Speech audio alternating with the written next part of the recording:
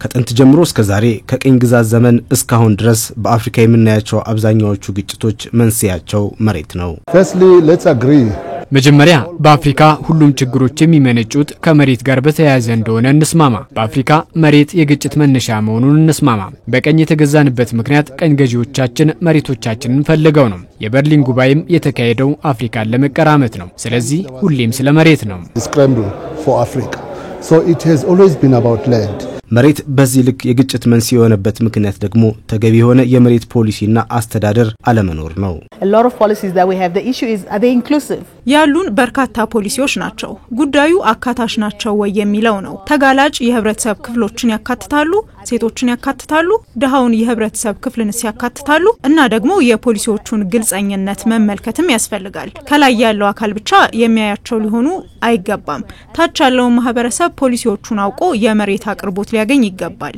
To all of this land. በመሆኑም እነዚህን ችግሮች የሚፈቱ ግልጽና አካታች የሆነ የመሬት ፖሊሲ ያስፈልጋል።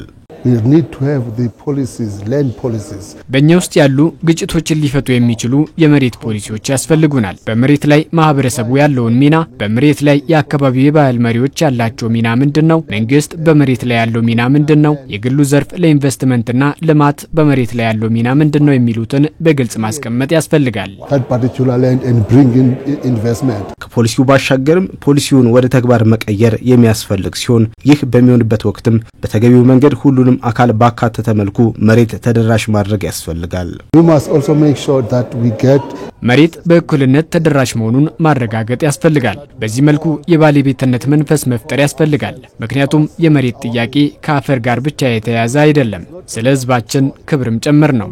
about the dignity of our people. Bearing in mind that they're part of these vulnerable communities. ማሰብ ያለብን ነገር ተጋላጭ የህብረተሰብ ክፍሎች ከዚህ ቀደም የተጎዱ ናቸው። ለሴቶች መሬትን ስንሰጥ ስለ ጾታ እኩልነት እያወራን ነው፣ ስለ ምግብ አቅርቦት እያወራን ነው፣ ስለ ኢኮኖሚ እድገትም እያወራን ነው። ይህም ብቻ አይደለም፣ ድህነትን ዜሮ ስለማድረግና ረሃብን ስለማስቀረት ዘላቂ የልማት ግቦችም ጭምር ነው የምናወራው። Aligning with the sustainable development goals. ለዚህ ደግሞ የምርምር ተቋማት ዩኒቨርሲቲዎችና ምሁራን ከመንግስት ጋር በመሆን በጋራ ሊሰሩ ይገባል።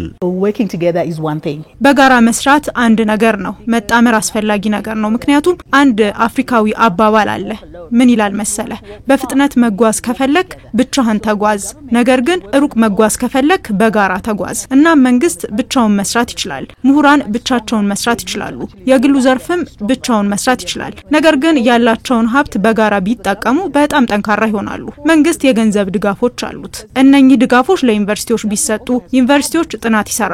መንግስት እንዲሁ የተለያዩ ችግሮች አሉበት። ስለዚህ ዩኒቨርሲቲዎች ያደረጉትን ጥናት ወደ መንግስት በመላክ ለመፍትሄነት ማዋል ይቻላል።